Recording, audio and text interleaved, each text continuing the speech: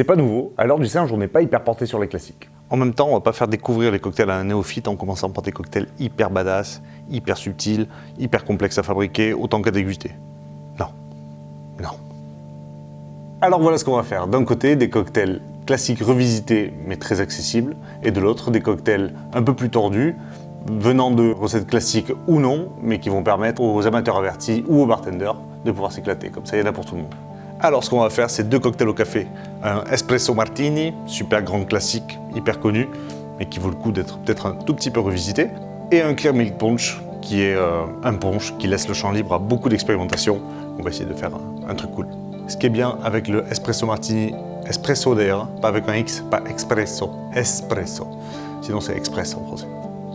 Tu fais comme tu veux. Ce qui est cool avec le espresso martini, c'est qu'on va pouvoir parler de liqueur, puisqu'il y a de la liqueur de café.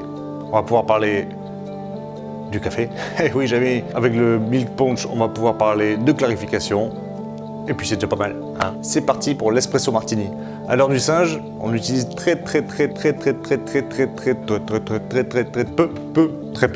Pas beaucoup de liqueur. Pourquoi on n'utilise pas beaucoup de liqueur? Parce qu'en fait, la plupart du temps, c'est fait avec des produits qu'on ne connaît pas. Il n'y a aucune mention. On ne sait pas d'où ça vient, par qui ça a été fait, si ça a été récolté par des enfants, si ça a été traité à l'uranium appauvri, ou des trucs comme ça. Alors, faut peut-être pas exagérer, évidemment, que j'imagine que c'est à peu près clean. À peu près, on ne sait pas. En général, ce qu'on sait, c'est que quand un mec fait les choses très bien et qui se fait suer, à bien payer les gens qu'il fait travailler et qui met pas d'engrais, pas de pesticides, pas de trucs comme ça, en général, c'est écrit. Du coup, quand c'est pas écrit, on essaie de faire nous-mêmes. Donc, pour faire une bonne liqueur maison, il faut d'abord faire un bon café maison et pas comme grand-mère.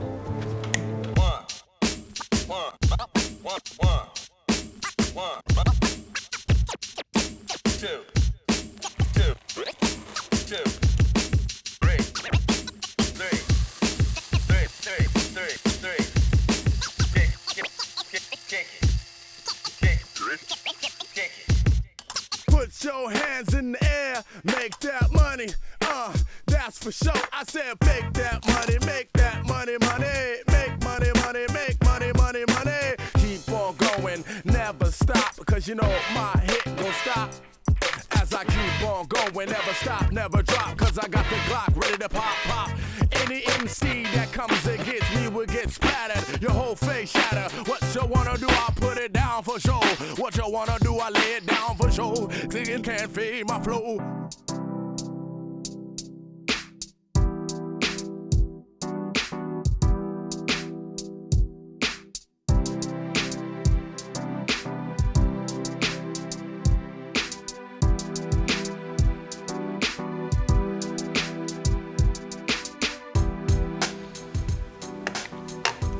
Et voilà le café. Donc, on a 4 centilitres d'espresso. On va rajouter 25 centilitres de sirop d'agave. Alors, ce qui est 25 millilitres. Hop, parfait. Même si, comme moi, vous ne sucrez pas le café, si vous faites un espresso martini sans sucre, ça va juste être un café frappé, alcoolisé.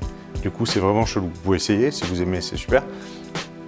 Mais a priori, le sucre quand même va venir porter le goût une fois qu'il sera dilué et refroidi. Il va falloir un petit peu de sucre pour donner un peu d'amplitude, un petit peu de texture à ce cocktail. Donc n'hésitez pas à mettre toujours un peu de sucre. Maintenant, chacun se le dose comme il veut. Tant que le café est encore chaud, on remue bien pour bien mélanger le sucre, pour pas que ça fasse des strates comme ça. En dessous style, hein. On rajoute 33 ml d'eau de vie dans laquelle on a fait infuser du café à raison de 5 grammes pour 15 centilitres. Et voilà.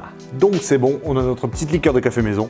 Ce que je vous conseille, c'est de ne pas la garder trop longtemps au frigo, non pas parce que ça pourrait être dangereux, je pense pas que ça le soit, bien que j'ai pas fait de test, donc de toute façon ne faites pas des tests inutiles, mais parce que de toute façon le café perd vraiment des qualités avec le temps. Donc faites-en pour votre soirée, pour votre service, si jamais vous êtes dans un bar, mais ne faites pas ça pour le mois, ce serait dommage. Voilà. Du coup, les dosages, c'est là. La méthode pour calculer le titrage, c'est-à-dire le nombre de degrés d'une liqueur, c'est là. Voilà. Et puis maintenant, on va faire un espresso martini. On met le verre à refroidir.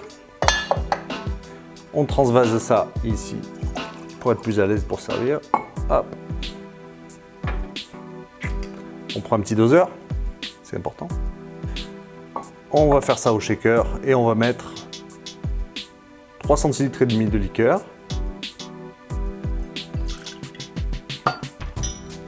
Et 4 centilitres de vodka. Pourquoi de la vodka? Justement parce que c'est neutre et on va laisser vraiment le café faire tout le job. N'empêche, prenez quand même une bonne vodka, c'est toujours mieux. Et hop.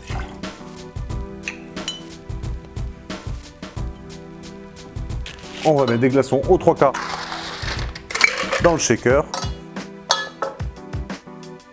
On verse par-dessus. Et on shake 10 secondes.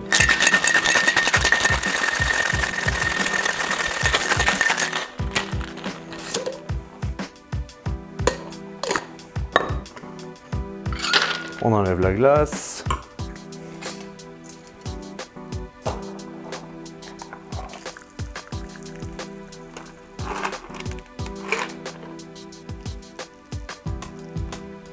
Et voilà. Alors voici un presque classique espresso martini. Faut vraiment que j'arrête avec l'accent italien, je suis désolé les Italiens. Du coup, on passe au deuxième. On goûte d'abord. C'est trop cool. Est-ce que je le dirais si c'était pas cool en vrai? Mais oui, je le dirais, je referai une vidéo. Et maintenant, c'est parti pour une recette de milk punch. Alors, c'est quoi le milk punch? C'est un punch, donc un cocktail préparé en grande quantité et à l'avance, dans lequel on va jeter du lait bouillant pour qu'au contact du citron, il caille et que les particules de graisse du lait viennent, quand elles se séparent de l'eau, agglomérer toutes les petites particules solides qu'il y aura dans le jus de citron, dans les épices, dans tout ce que vous aurez mis de opaque. Et ça le rendra donc transparent en le filtrant avec un super bag, c'est le mieux. Sinon, ça marche aussi avec un torchon, ça marche aussi avec un filtre à café. Mais enfin, ça, c'est quand même super pratique. Vous en prenez 1, 2, 3, 12 et vous faites plein de litres parce que c'est quand même assez lent comme technique. Ça, c'est un petit sac qu'on trouve sur Amazon, je suis désolé, qui est perforé à 200 microns et qui ne bouge pas assez, pas élastique. Même si vous en mettez plein, ça ne va pas écarter les trous comme avec un bas, par exemple, qui est une technique qui ne marche pas. Donc le milk punch, en fait, c'est au départ juste un cocktail. Alors on va le faire dans un truc transparent pour que vous voyez le truc. On va mettre, non pas du citron, mais du verjus. Ça va être quasiment la même base que le cocktail d'avant, sauf qu'il va être acidulé. Donc on met 2 centilitres. En vrai, ne le faites pas pour un seul cocktail, ça ne marchera pas, ou très difficilement. On va mettre 2 centilitres de sirop d'agave bio. Voilà. Sans en mettre partout comme moi. Ce coup-ci, on va mettre du whisky tourbé. Alors pourquoi celui-ci? Du Smoky Monkey de chez Monkey Shoulder. L'idée, c'est que c'est un whisky tourbé, très doux, très facile à boire, qu'on trouve partout, autant pour les particuliers que pour les pros, et qui marche très bien pour les cocktails fruités, pour les mix comme ça. C'est pas forcément la peine, à part si vous en avez envie et que vous avez une marque que vous préférez, mais c'est pas toujours la peine de mettre un single malt très onéreux pour faire un cocktail rafraîchissant à base de gin tourbé. Et celui-là, il est parfait du coup. Donc on va mettre 5 centilitres. Clac. On va mettre 4 centilitres d'espresso. Voilà. Et on verse 4 centilitres de lait sans se brûler, évidemment. Parce qu'il faut qu'il soit vraiment brûlant. Et voilà. 3 traits de bitter maison de thé, oolong et new mixiang. Désolé pour la prononciation. Le new mixiang, c'est un riz qui pousse dans les rizières en Thaïlande et qui a un goût hyper prononcé de riz du coup, et qui va se rapprocher de la noisette, de la noix de coco ou du pandan même, et qui va hyper bien matcher avec le café et le whisky tourbé. Donc là, on a du lait caillé. Du coup, je vous montre le lait caillé.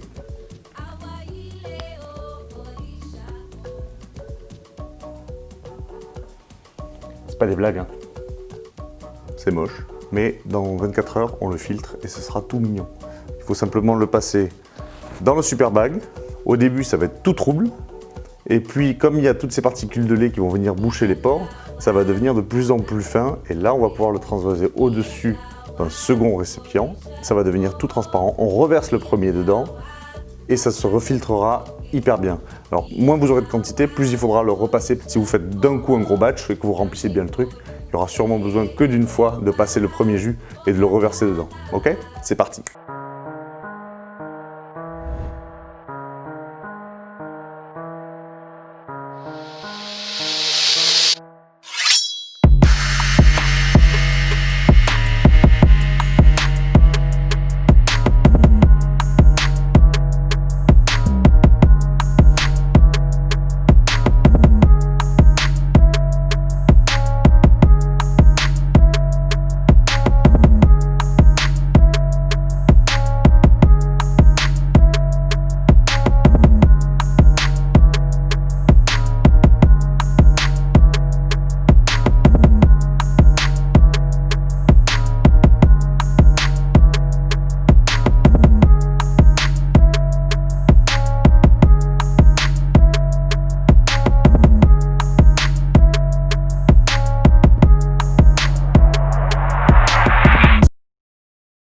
Plic, ploc, plic, ploc, plic, ploc. Et voilà les milk punch. Tout transparent, tout joli, qu'on va pouvoir verser sur un beau glaçon, tout transparent, tout joli. On prend un joli verre à vin, tout transparent. On va le décorer, on va mettre un petit peu de sauge. Le parfum il va bien avec. On fouette un peu pour libérer l'arôme.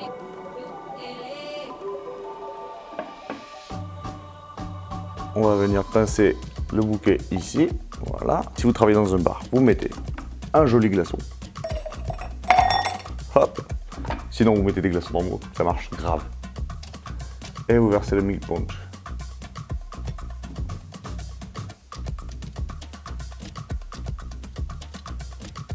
Et voilà. So transparent. C'est pas du tout fort en café, c'est pas amer. C'est pas du tout lacté, même si évidemment il y a l'eau du lait, donc ça donne un peu de douceur. On a l'arrière-goût du bitter qui va amener un petit côté de thé, un petit côté amidon. Petite odeur de sauge, fantastique. Donc ce qui est cool, c'est que vous pouvez le préparer pour 1000 personnes à l'avance. Et après, il n'y a plus à shaker, il n'y a plus à se torturer, on verse. Et c'est réglé. Merci beaucoup. Si vous avez aimé, n'hésitez pas à le dire, à liker, à vous abonner. Si vous n'avez pas aimé, n'hésitez pas à écrire pourquoi, parce que je veux savoir. Et puis à bientôt. Bisous.